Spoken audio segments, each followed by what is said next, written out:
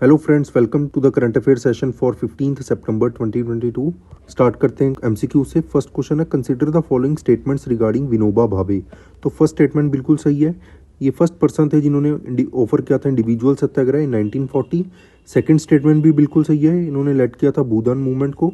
तो correct answer है option C, that is both 1 and 2।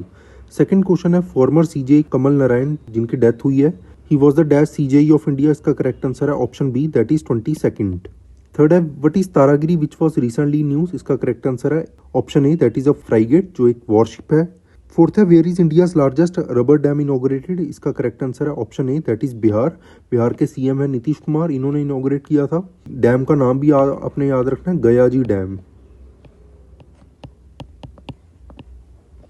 Current affairs देखते हैं। इंटरनेशनल डे ऑफ डेमोक्रेसी जो है ऑब्जर्व किया जाता है 15 सितंबर को।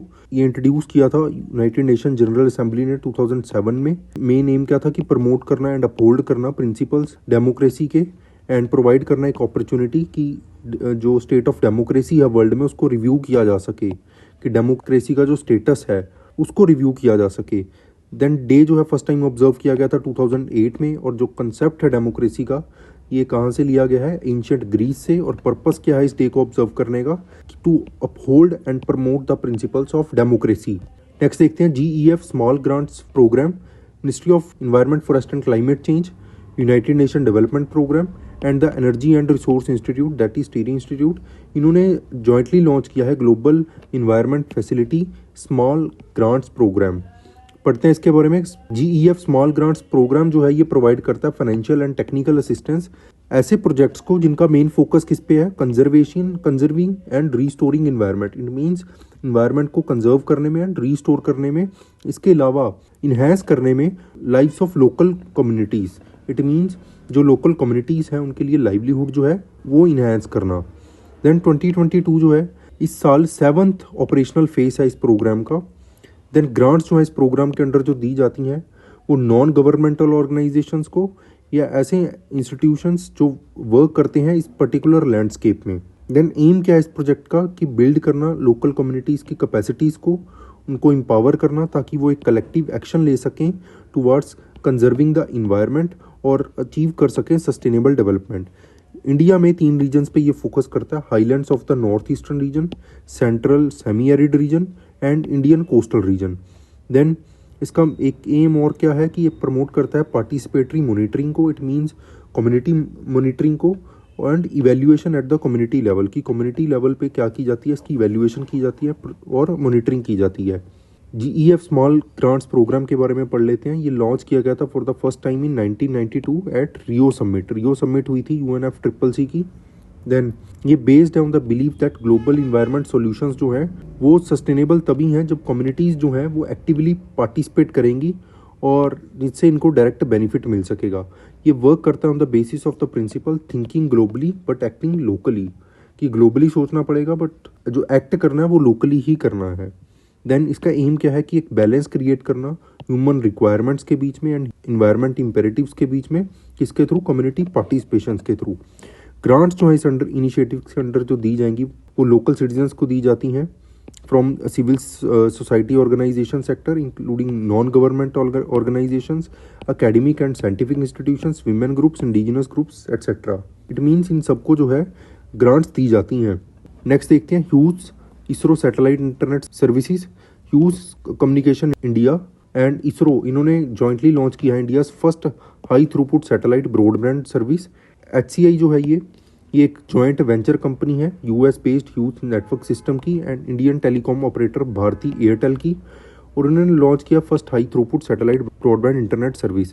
ये सर्विस जो है प्रोवाइड की जाएगी इंडिया के रिमोटेस्ट पार्ट्स में by using ISRO's GSAT-11 and GSAT-29 satellites. इन दोनों सैटेलाइट्स का अपने नाम याद रखना है।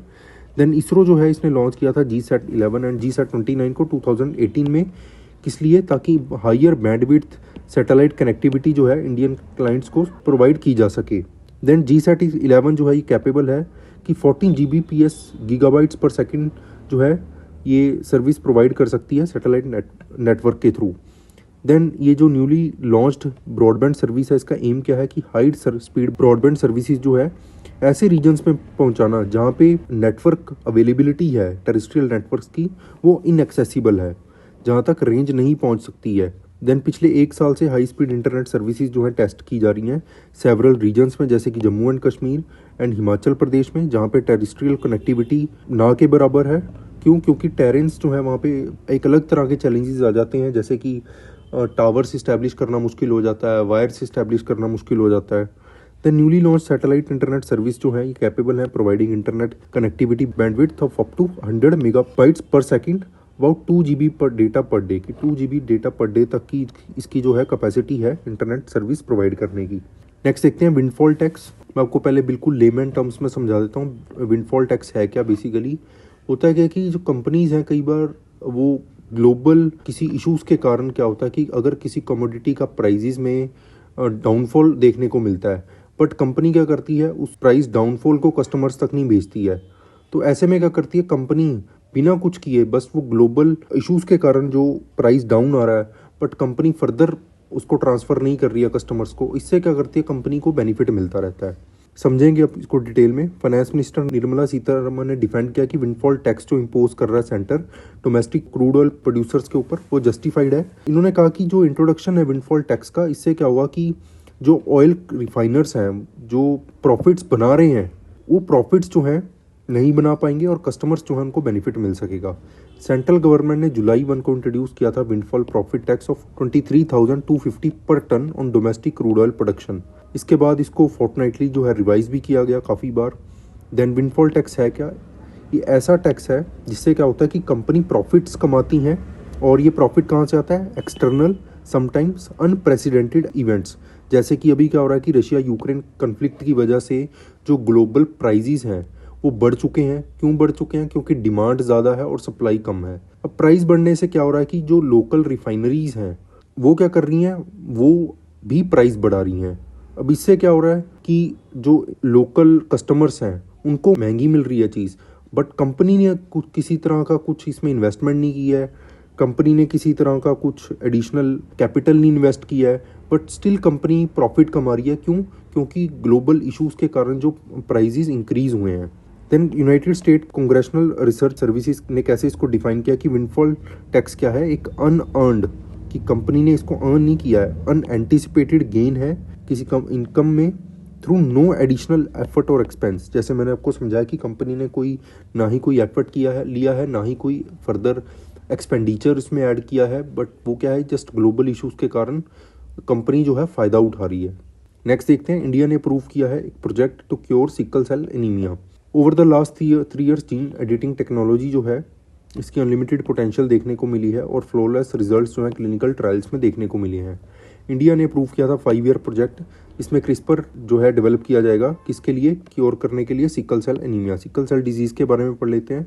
क्या होता है कि बेसिकली हमारे जो ब्लड सेल्स होते हैं रेड ब्लड सेल्स, उसका ये डिसऑर्डर है, एक प्रॉब्लम है रेड ब्लड सेल्स की।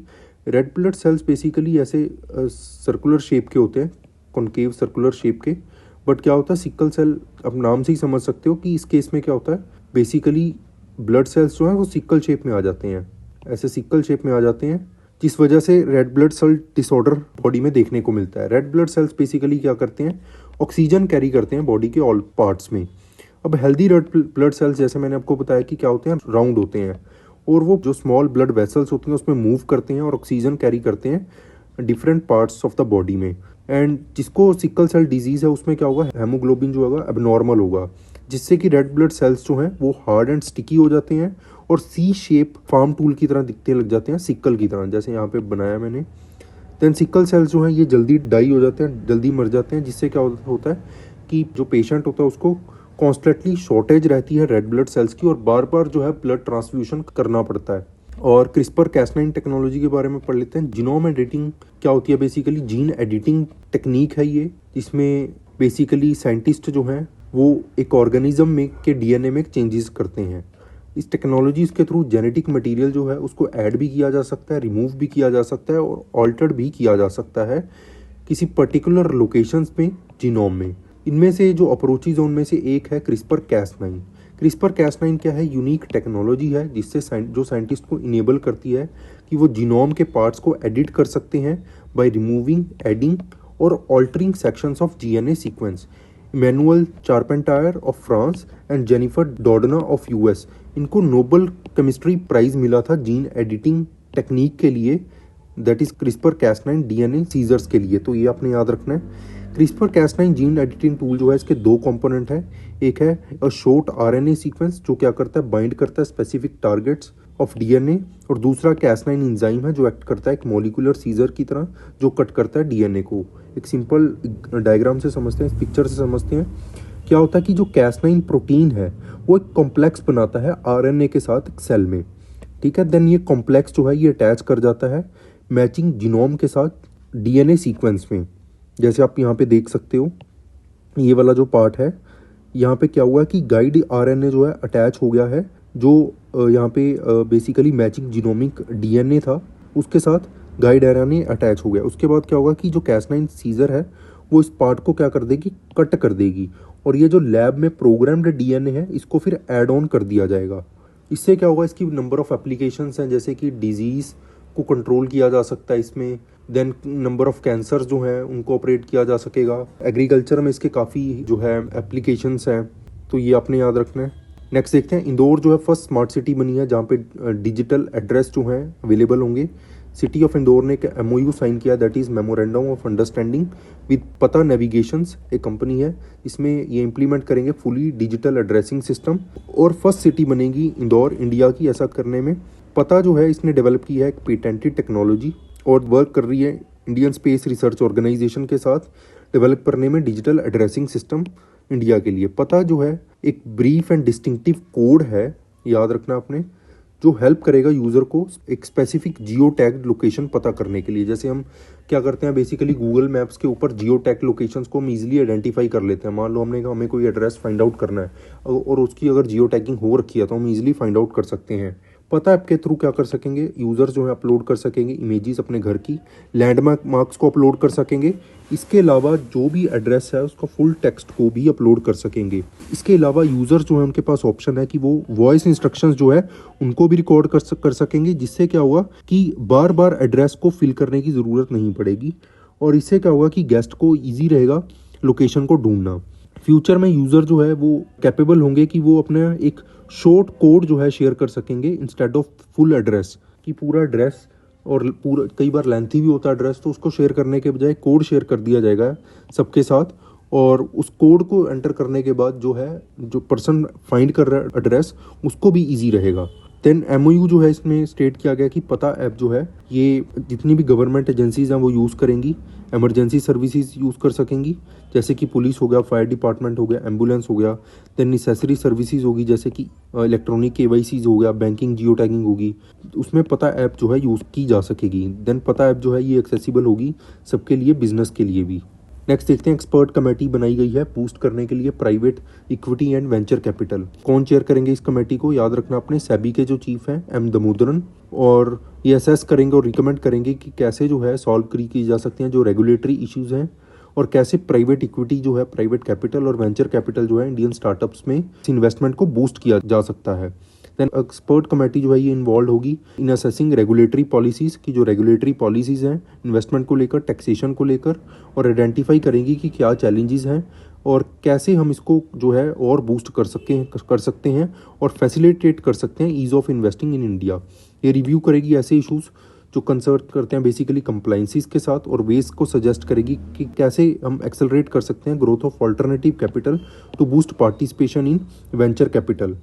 इसका सिंपल सा मतलब मेन एजेंडा क्या रहेगा, एक तो रेगुलेटरी लूपहोल्स हैं उसको आइडेंटिफाई करना, सजेस्ट करना वेज कि कैसे वेंचर कैपिटल्स हैं या प्राइवेट इक्विटीज़ हैं वो कैसे प्राइवेट इन्वेस्टमेंट को स्टार्टअप्स में इंक्रीज़ किया जा सके। देन सनराइज सेक्टर्स जो है, ऐसे सेक्टर्स जिनमें पोटेंशियल काफ़ी है ग्रोथ करने की, उनके लिए भी रिकमेंडेशंस करेगी कि कैसे इन सेक्टर्स में इन्वेस्टमेंट को बढ़ाया जा सकता है। देन इससे क्या हुआ कि एक मेजर बूस्ट मिलेगा इंडियन स्टार्टअप इकोसिस्टम के लिए, और जो कि one of the fastest growing है पूरे वर्ल्ड में। वेंचर कैपिटलिस्ट में आपको लेमन टर्म्स में समझा देता हूँ। बेसिकली क्या होता है कि मान लो ये एक कंपनी है, एक स्टार्टअप है, इसको पैसे की ज़रूरत है, ये एक वेंचर कैपिटल फर्म है, ठीक है। फर्म है जो क्या करती है, वेंचर कैपिटलिस्ट से पैसा लेती है। ये सारे वेंचर कैपिटलिस्ट हैं, इट मीन्स ये क्या हैं, ये इन्वेस्टर्स हैं, वेल्दी इन्वेस्टर्स हैं जो क्या करना चाहते हैं, पैसा इन्वेस्ट करना चाहते हैं। ये क्या करेंगे, वेंचर कैपिटलिस्ट जो फर्म है उसके पास जाएंगे अपना पैसा लेकर, और ये फिर वेंचर कैपिटलिस्ट फर्म जो है ये ऐसे पोटेंशियल स्टार्टअप को ढूंढेगी जहाँ पे हाई प्रॉफिट के पोटेंशियल हो, जिसमें दो हाई रिस्क भी उसमें रहेगा, बट ये जो वेंचर कैपिटलिस्ट फर्म है ये फिर स्टार्टअप में फर्दर इन्वेस्ट करेगी और इससे क्या होगा कि जो भी इक्विटी बेनिफिट मिलेंगे वो इन वेंचर कैपिटलिस्ट को दे दिए जाएंगे। सो आई होप ये आपको समझ आ गया होगा। नेक्स्ट देखते हैं 17th बर्ड सेंचुरी जो है तमिलनाडु की, वो डिक्लेयर की गई है, सेटअप की गई है। नंजरायन टैंक जो है इस बर्ड सेंचुरी का नाम है, कहाँ पे है, तिरुपुर डिस्ट्रिक्ट में है। 125 हेक्टेयर्स ऑफ लैंड में ये बनी हुई है और कहाँ पे लोकेटेड है ये, near Nehru Perichal and Sarkar Periya Palayam villages of Tiruppur north and Uthukuli taluk in Tiruppur district. और ये 17th बर्ड सेंचुरी है तमिलनाडु की। इसको डिक्लेयर किया गया bird sanctuary under wild life protection act. और ये जो बर्ड सेंचुरी है नंजरायन टैंक, ये होम है अराउंड 130 बर्ड स्पीशीज़ का, तो ये आपने याद रखना है। सो ये कुछ क्वेश्चन है लास्ट सेशन के, इनको आप अटैम्प्ट कर सकते हो। इनके आंसर्स आप हमें कमेंट सेक्शन में कमेंट करके बता सकते हो। Thank you so much.